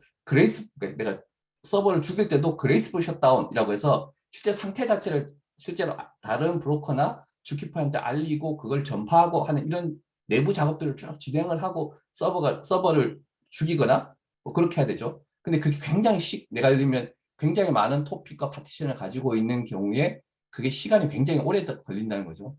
이런 경우 실제 내부에 그래서 가지고 있는 컨트롤러 그래서 내부 이제 쿼럼 컨트롤러라고 부르죠. 그래서 크래프트 모드를 사용하는 경우 그게 굉장히 빠르더라. 그래서 굉장히 빨리 그런 작업들을 진행할 수 있다라고 하는 게 또 한 가지 이제 크래프트 모드를 사용했을 때 장점이 되겠고요. 그래서 전반적인 카프카 클러스의 로직 자체를 굉장히 심플하게 가지고 갈 수 있다라고 하는 게 크래프트 모드의 장점이 되겠습니다. 그래서 내부 벤치마킹한 테스트 그래서 보면 2밀리언 파티션이 있는 경우 실제 주키퍼를 사용할 때와 크래프트 모드를 사용을 할 때의 뭐 셧다운하는 속도 같은 거 보면 거의 뭐 굉장히 많은 거의 100배 이상 차이가 나는 이런 성능 차이를 보여주고 있습니다. 그래서 크래프트 모드를 사용을 하게 되면 전반적인 확장성뿐만 아니라 이런 성능에도 조금 더 좋은 좀 긍정적인 효과가 있다라고 이해하시면 좋을 것 같고 실제 그러면 이제 이 크래프트 모드라고 하는 걸 어떻게 쓰느냐라고 하면 실제로 아마 많으신 분들이 한번 해보신 분도 계실 건데 우리가 일반적으로 카프카에서는 서버 프로퍼티라고 해서 브로커 설정을 만들죠. 근데 브로커 설정을 좀 보시면 노드 아이디라고 하는 게 나오고요. 그래서 기존에 이전 때에는 우리가 브로커 아이디라고 불렀죠. 그래서 브로커.id라고 되어 있는 게 3.0 크래프트 모드에 갔을 때는 이제 node.id라고 되어 있고 지금 현재 이 뜨고 있는 이 카프카 프로세스가 어떤 롤을 하는지 브로커, 컨트롤러, 브로커 컨트롤러. 그래서 아무 설정도 되어 있지 않은 경우는 이거 내가 투키퍼를 쓰겠다라고 하는 설정으로 인식을 하게 되고요. 브로커나 컨트롤러 또는 브로커 컨트롤러 이렇게 설정을 하게 됩니다. 컨트롤러 같은 경우는 주키퍼와 마찬가지로 우리가 일반적으로 뭐 다른 이제 컨센서스 알고리즘을 사용을 하는 거의 모든 솔루션들이 마찬가지로지만 홀수로 운영을 하게 되죠. 13579, 13579. 당연히 이제 우리가 보팅, 투표를 하죠. 투표를 하기 때문에 짝수하게 되면 1대1 이렇게 나오기 때문에 승자를 고를 수 없죠. 그래서 항상 홀수로 해서 2대1 이런 상황을 만든 거죠. 어떤 시간 간에 승자가 나오도록. 그래서 컨트롤러 같은 경우도 하나의 카프카 클러스터 내에 홀수로 설정을 하도록 내가 만약에 브로커를 4대를 운영한다 라고 하면 컨트롤러는 하나나 3대 이렇게 운영을 하시는 거죠. 그래서 그것도 좀 주의를 하셔야 되는 거고 그리고 카프카 클러스터 내의 모든 서버들은 쿼럼 포터라고 해서 실제 컨트롤 우리가 일반적으로 서버점에서 이제 부트스트랩 서버라고 해서 내가 처음에 어느 서버를 바라볼 건지를 지정을 하듯이 컨트롤러 커런 보터라고 해서 컨트롤러의 컨트롤러 아이디는 실제 노드 아이디라고 이해하시면 좋을 것 같고요.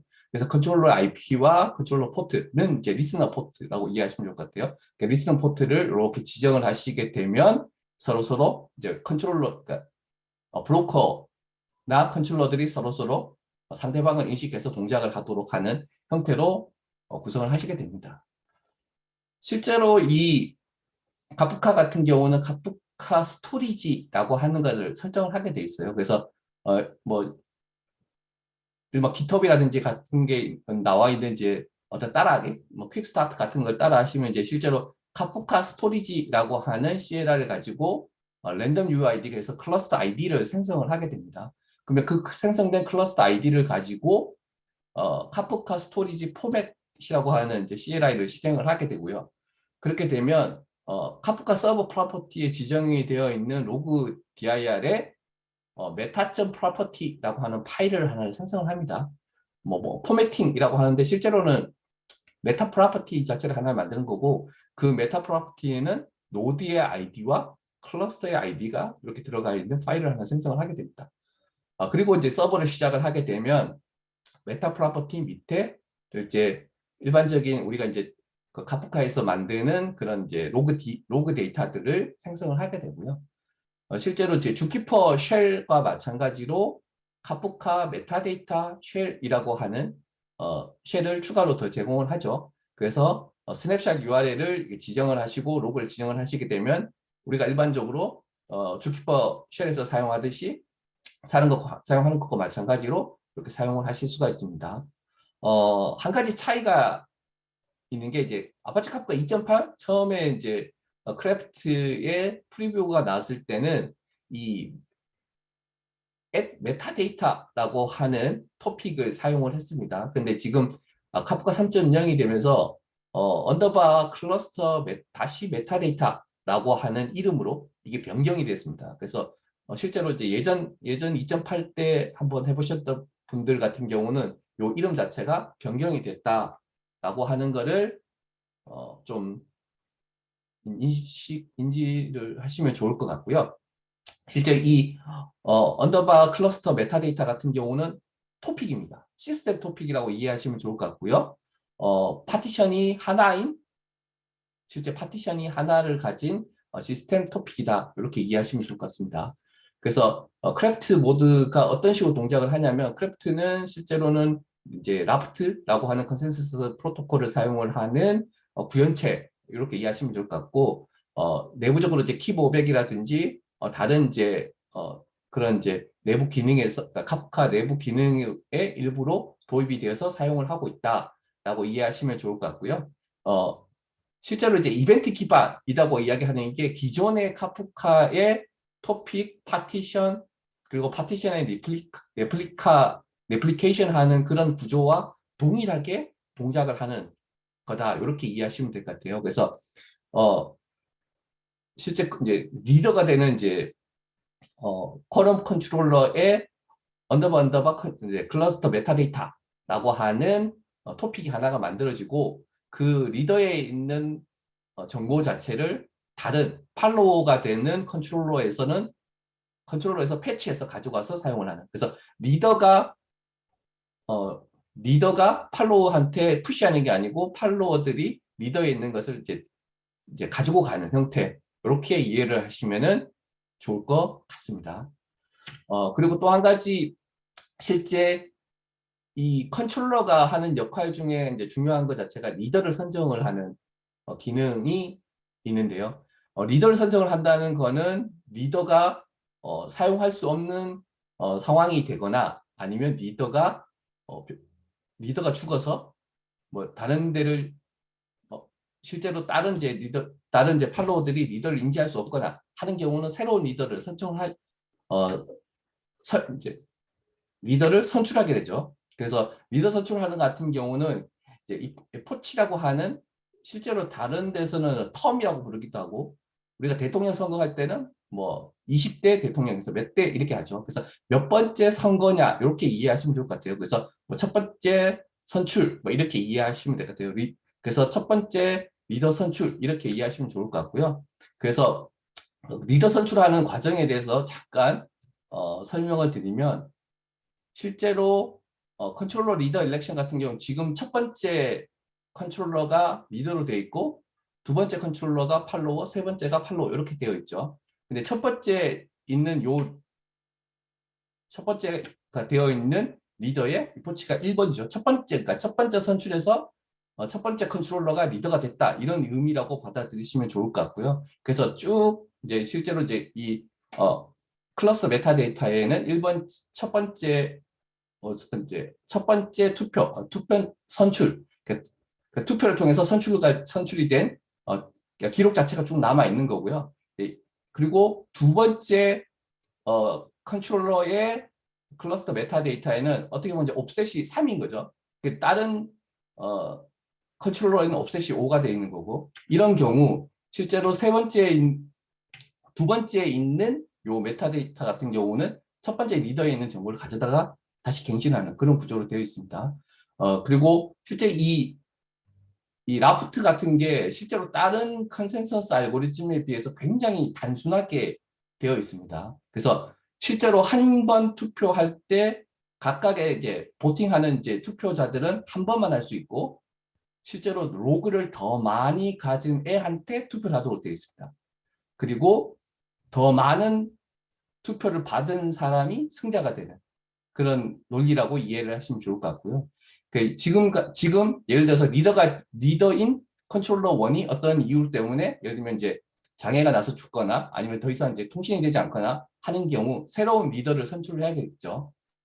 그런 경우는 두 번째가 실제로 옵셋이 더 길기 때문에 두 번째가 캔디데이트가 되는 거고 그거를 실제 보팅을 리퀘스트를 하는 거죠. 그러면 두 번째는 실제 옵셋이 더 긴 애한테 보팅을 하게 되는 거예요.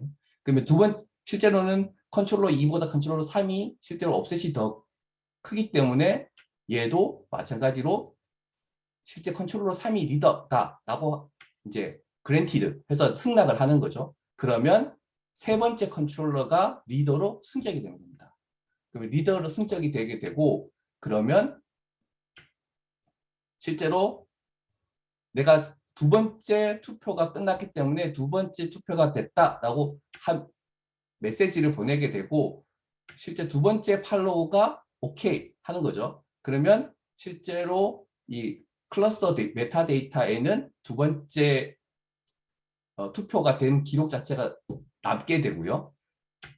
이후에 실제로 첫 번째 컨트롤러가 다시 살아난 경우에 실제 리더인 세 번째 컨트롤러에서 해당하는 메시지를 받아서 동기화를 하게 이렇게 전반적인 구조가 진행이 되도록 되어 있습니다. 실제로 이 내부의 클러스터 메타데이터라고 하는 내부 토픽에 있는 데이터 자체를 어떻게 보면 이제 우리가 리플리케이션이라고 표현을 하죠. 그래서 동기화하는 과정을 조금 보시면 일반적인 그런 이제 카프카에서 레플리케이션 하는 거와 거의 유사하다 이렇게 이해하시면 될 것 같고요. 마찬가지로 각각의 컨트롤러에는 클러스터 메타데이터라고 하는 내부 토픽을 가지고 있는 거고요. 실제로 예를 들면 이제 리더가 되는 첫 번째 컨트롤러에 1이라고 하는 데이터 자체가 쭉 쌓이는 거죠. 이런 데이터가 쌓이고 실제 패치 리퀘스트 하는 거죠. 그러면 이제 두 번째 컨트롤러가 첫 번째 리더가 되는 컨트롤러한테 실제 내가 요 바로 전 단계에서 죄송합니다. 잠깐만요. 앞으로 쭉 가서 실제 두 번째 컨트롤러는 옵셋이 0이고 아무 데이터가 없는 거죠. 그래서 내가 패치 리퀘스트에서 옵셋 0, 라스트 패치가 0이다 라고 해서 메시지를 보내게 되면 첫 번째 리더에서 가지고 있는 옵셋 세 가지의 옵셋이 있죠. 그 세 가지 옵셋 자체를 실제 두 번째 컨트롤러한테 데이터를 리스판스 하게 되고, 그럼 두 번째 컨트롤러가 해당하는 데이터를 업데이트를 하게, 이런 단계를 진행되고 있습니다. 그래서 앞에 잠깐 말씀드렸던 것처럼 크래프트 모드에서는 팔로우가 리더한테 패치 리퀘스트 해서 데이터를 요청해서 가지고 가는 형태, 이런 형태로 진행을 한다라고 이해하시면 좋을 것 같고, 마찬가지로 세 번째, 그러면 실제로 어떻게 보면 이제 레이티스 옵셋 자체가 이렇게 올라간 거죠. 그러면 마찬가지로 세 번째에 있는 컨트롤러도 해당하는 옵셋에 맞게 동기화를 하는 형태가 되게 되고요. 실제로 이렇게 지금과 같은 형태의, 예를 들면 리더가 컨트롤러 2가 리더인 경우에 컨트롤러 2는 실제로 이포치가 3이에요. 근데 컨트롤러 3에 있는 클러스터 메타데이터는 같은 옵셋에 이포치가 2로 되어 있어요. 이러면 데이터가 맞지 않는 거잖아요. 이런 경우는 어떻게 되는지 한번 보면 실제로 팔로우 3, 그러니까 컨트롤러 3이 실제 리더한테 패치 리퀘스트를 하죠. 패치 리퀘스트 할 때 본인의 옵셋을 지금 7개의 옵셋이 있는데 레이티스 제일 마지막 포치가 2로 되어 있다라고 패치 리퀘스트를 하는 거죠. 근데 실제로는 리더는 옵셋 7에 이 포치를 3을 가지고 있죠. 그러면 얘가 디나이드를 합니다. 네가 가지고 있는 데이터는 잘못됐어. 이런 식으로 디나이드를 하게 되면 컨트롤러 3에서는 그 데이터를 삭제를 하고 다시 리더가 가지고 있는 데이터를 받아서 갱신을 하게 됩니다. 그래서 실제로 그러면 이제 패치 리스판스를 받아서 옵셋 5, 6 자체를 갱신을 해서 실제 리더가 가지고 있는 데이터로 이렇게 맞추는 작업을 내부적으로 진행을 하게 됩니다. 그리고 마찬가지로 첫 번째 컨트롤러도 마찬가지로 패치 리퀘스트를 하게 되고, 첫 번째 컨트롤러도 리더한테 패치 리퀘스트를 하고, 근데 얘 같은 경우는 실제 옵셋이 5인데 실제 레이티스 리포치가 1로 돼 있죠. 근데 실제로는 1이 아니고 3으로 돼 있는 거잖아요. 그런 경우 기존에 가지고 있던 데이터가 삭제가 되고 실제로 리더가 가지고 있는 데이터 옵셋 3, 4, 5, 6을 받아서 갱신을 하는 이런 모드로 내부적으로 동작을 합니다. 그래서 전반적으로 이제 클러스터 메타데이터라고 하는 실제로 메타데이터를 관리하는 토픽이 어떻게 보면 기존의 주키퍼가 메타데이터 관리하던 역할을 대신하는 거다. 이렇게 이해하시면 좋을 것 같고요. 그래서 우리가 일반적으로 이제 크래프트 모드라고 부르는 이 라프트를 사용을 하는 메타데이터 합의 알고리즘하고 메타데이터 관리하는 기능은 크게 두 가지 형태로 사용을 하실 수가 있습니다. 내부적으로 인터널 모드하고 익스터널 모드 이렇게 부르는데, 인터널 모드는 앞에서 보셨던 것처럼 실제 롤 자체가 브로커 컨트롤러를 하나의 서버에서 다 하는 경우.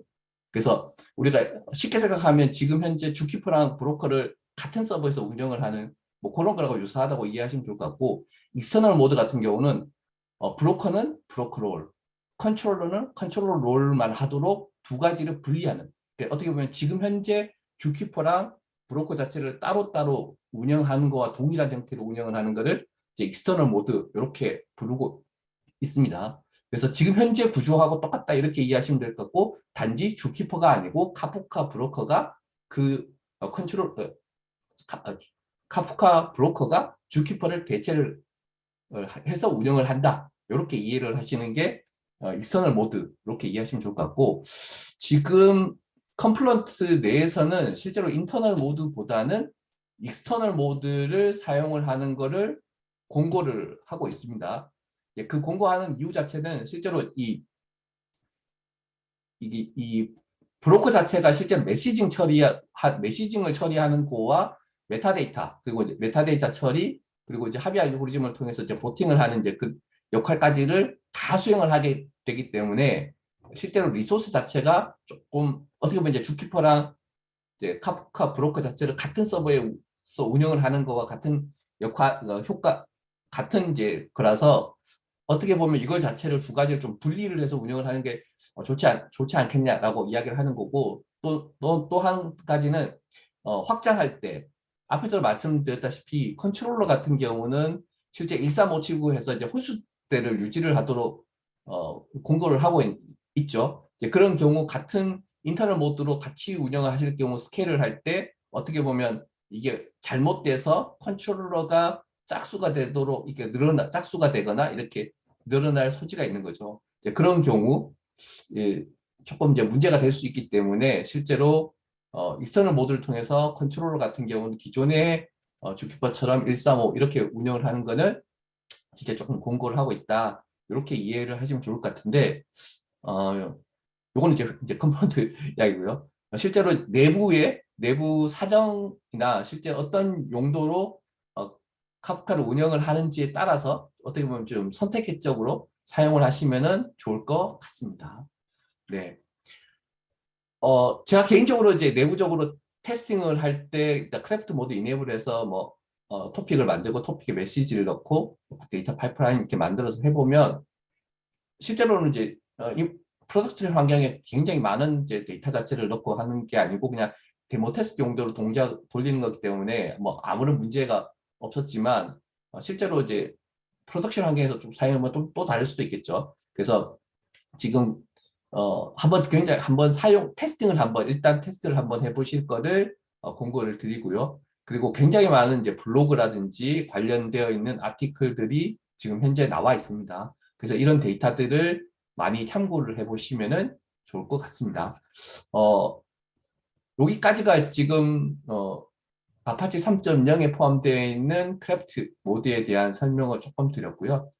다음으로 컴플런트 이야기를 잠깐 드리겠습니다. 그래서 아파치 카프카 3.0 기반으로 되어 있는 컴플런트 플랫폼 7.0이 출시가 되었습니다. 그래서 실제 컴플런트 플랫폼은 아파치 카프카 기반으로 되어 있기 때문에 카프카가 가지고 있는 모든 기능들을 다 가지고 있죠. 그래서 추가적으로 카프카에는 포함이 되어 있지 않는 몇 가지 기능들이 조금 더 포함이 되어 있어서 그런 기능들에 대해서 잠깐만 업데이트를 좀 드리고 제 세션을 마치도록 하겠습니다. 실제 이 카프카가 컴플런트 플랫폼 7.0에 가지고 있는 기능 중에 클러스터 링킹이라고 하는 기능이 정식으로 GA가 됐습니다.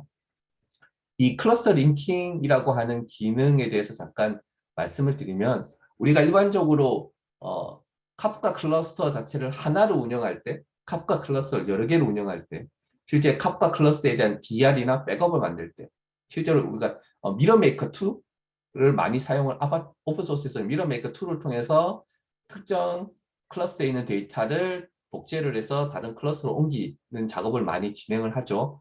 실제 커플런트에서도 미러메이커와 비슷한 레플리케이터라고 하는 걸 제공을 합니다. 근데 이제 미러메이커나 레플리케이터 같은 경우는 어떻게 보면 프로듀서 앤 컨슈머 이런 거죠. 그래서 이제 일단 소스가 되는 클러스터에서 컨슈밍을 한 다음에 타겟이 되는 클러스터에 프로듀싱을 하는 그런 개념이죠. 그러다 보니 컨슈밍을 하는 중에 컨슈머 렉이 발생을 하죠. 항상 최신 데이터가 아니라 약간의 렉이 있는 상태에서 데이터를 복제를 하는 그런 개념인 거고 실제로 최근에 이제 미러 메이커도 트랜잭션 데이터 자체를 옵셋 자체를 이제 복사하는 기능 자체가 추가됐는데 그런 이제 옵셋에 대한 트랜잭션 데이터에 대한 복제라든지 이런 것들이 조금 더 미약한 그래서 예를 들어서 이런 특정 어떤 렉이 있는 상태에서 소스가 되는 클러스터가 예를 들면 장애가 나서 훅 죽거나 하면은 그 렉만큼의 데이터 자체가 유실이 되는 그런 거죠. 근데 클러스터 링킹이라고 하는 기능은 카프카 브로커에 있는 토픽과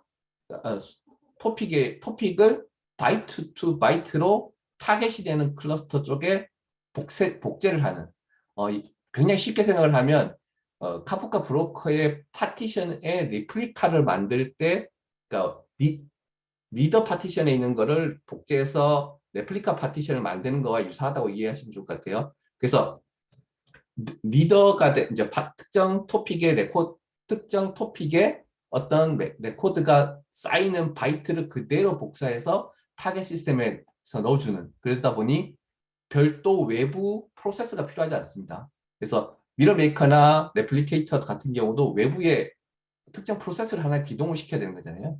근데 클래스 리킹 같은 경우는 브로커 내에 그 기능을 내장을 하고 있습니다.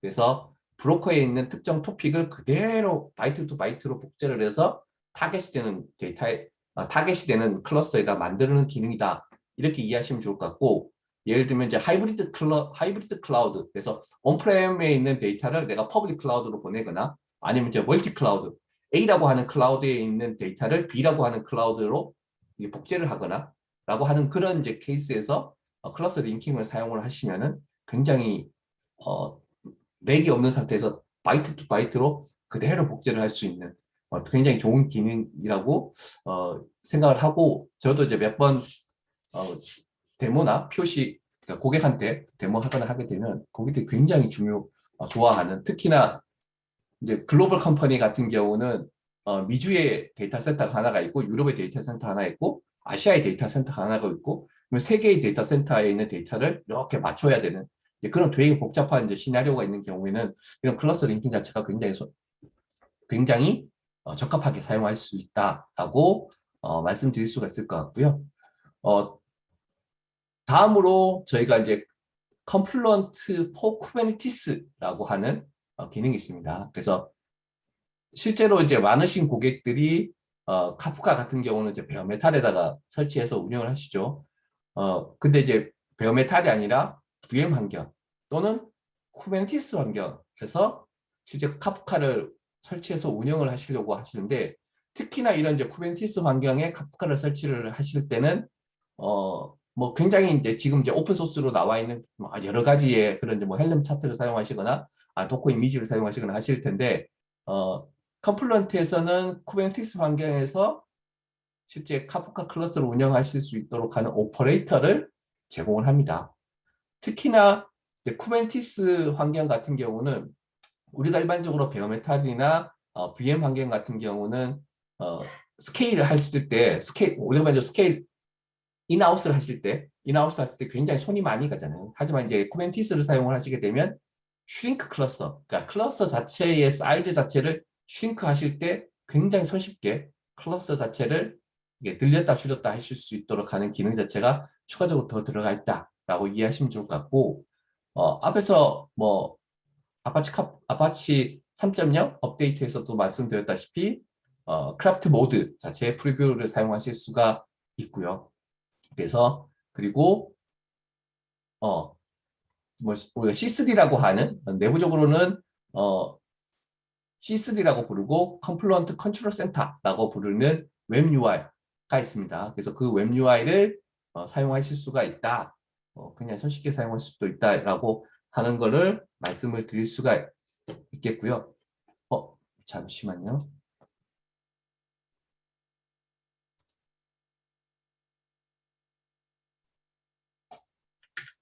죄송합니다. 쉐어가 예. 예.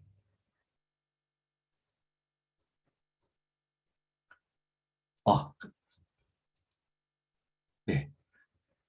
마지막으로 이 컴플런트에서는 실제로 내부적으로 우리가 이제 설치를 해서 그러니까 온프레미스라든지 VM이나 아니면 프라이빗 클라우드, 퍼블릭 클라우드에 직접 설치해서 사용하실 수 있는 셀프 매니지드 소프트웨어로 컴플런트 플랫폼이라고 하는 것을 제공을 하고 앞에서 제가 뭐 프로모 코드 제공한다고 말씀드렸던 컴플런트 클라우드, 사스 형태로 제공을 하는 컴플런트 클라우드를 제공을 하고 있습니다. 그래서 풀리 매니지드로 사용을 하실 수 있는 지금 현재 바로 계정 생성하시고 클러스터 생성을 하시면 바로 사용하실 수 있는 컴플런트 클라우드. 그래서 두 가지 옵션을 제공을 하기 때문에 실제로 이제 사용 목적에 따라서 컴플런트 플랫폼이나 컴플런트 클라우드 둘 중에 한 가지를 선택해서 사용하실 수 있을 것 같고요. 앞에서 제가 첫 장에서 잠깐 말씀드렸던 것처럼 저희가 디벨로퍼 .component.io 디벨로퍼 개발자 사이트에 가시면 저희가 프로모 코드를 제공을 하고 있습니다. 그래서 그 프로모 코드를 등록을 하시게 되면 컴플런트 클라우드를 공짜로 사용할 수 있기 때문에 많이들 한번 사용을 해보시면 좋을 것 같다는 생각이 들고요. 이상으로 제가 아파치 카프카 3.0 업데이트 잠깐 말씀을 드렸고 컴플런트 플랫폼에 대해서도 제가 잠깐 말씀을 드렸고요. 혹시 질문사항 있으시면 질문을 좀 남겨주시면 질문에 답변을 드리도록 하겠습니다.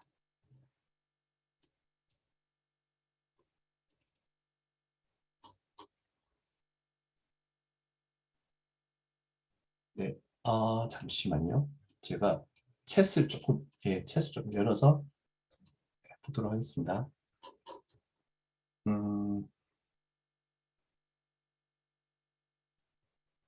네, 스트림지하고 거의 비슷하다고 이해를 하시면 좋을 것 같고요. 네, 어떤 장점, 거의 제 생각인데 거의 둘 다 추구하는 방향 자체가 커스텀 리소스 데피니션에서 CRD 기반으로 클러스터뿐만 아니라 브로커, 주키퍼, 토픽 같은 이제 그런 이제 쿠버네티스 오브젝트 자체를 손쉽게 생성하고 만들 수 있도록 제공을 하는 그런 것들이 있고요. 굉장히 이제 마이너한 기능들 자체에 좀 차이가 날 뿐이지 실제로 전반적인 것들은 둘 다 동일한 솔루션이다 이렇게 이해하시면 좋을 것 같습니다. 예. 근데 이제 기본이 되는 바이너리 자체가 스트림즈 같은 경우는 오픈 소스 아파치 카프카 기본으로 되어 있고 실제 이제 컴플런트 포 쿠벤티스 같은 경우는 실제 어떻게 보면 컴플런트 서버 기반으로 되어 있는 그런 차이가 있을 것 같아요. 그래서 컴플런트 서버 같은 경우 실제 오픈소스 카프카에서는 제공하지 않는 셀프 밸런싱 클러스나 티어드 스토리지 뭐 등등 이제 아니면 클러스터 링킹 이런 기능들이 더 추가가 돼 있으니까 그런 것들에 대한 기능 차이가 좀 있다 이렇게 이해하시면 좋을 것 같고 실제 오퍼레이터 측면에서 이제 쿠버네티스 환경 위에서 이제 카프카 클러스 자체를 만들어주는 기능 그 측면에서는 둘 다 동일하다 이렇게 이해하시면 좋을 것 같습니다.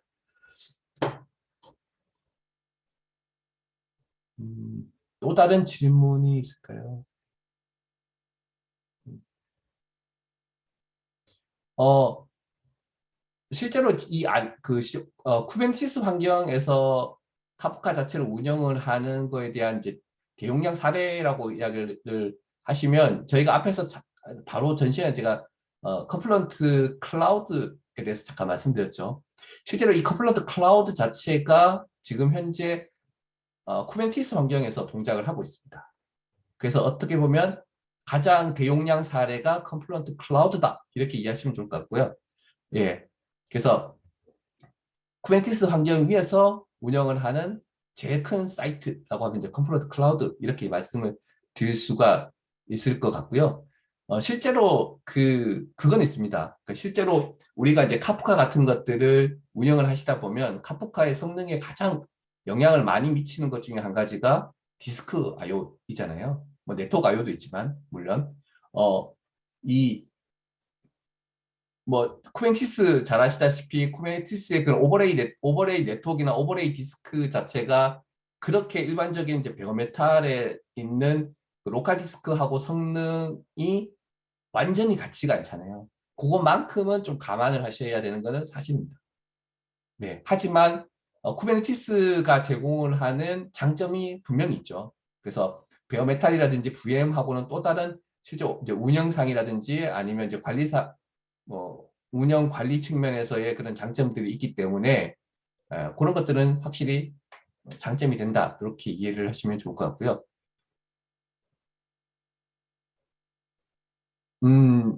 네, 답변을 주신 것처럼 실제로 설치를 하시게 되면 트라이얼 라이센스로 30일을 사용을 하실 수가 있습니다. 그래서 트라이얼 라이센스로 사용을 해보실 수가 있기 때문에 지금 현재 그 다운로드 받아서 사용을 해보실 수도 있습니다.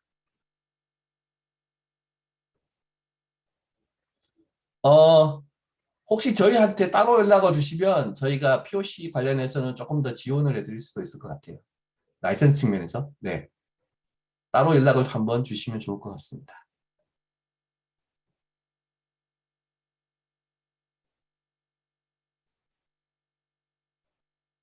혹시 다른 질문이 없으실까요?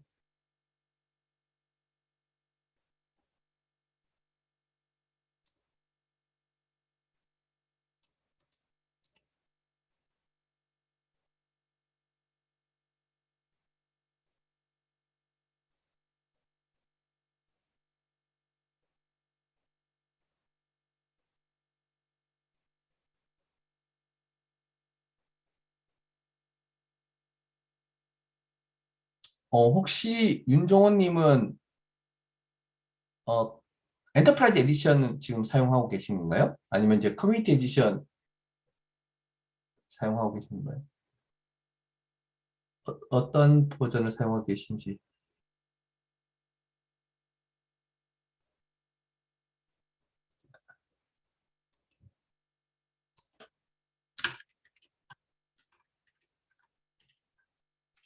네, 저한테 연락처 좀 남겨주시면은 제가 DM으로 연락드리도록 하겠습니다. 네,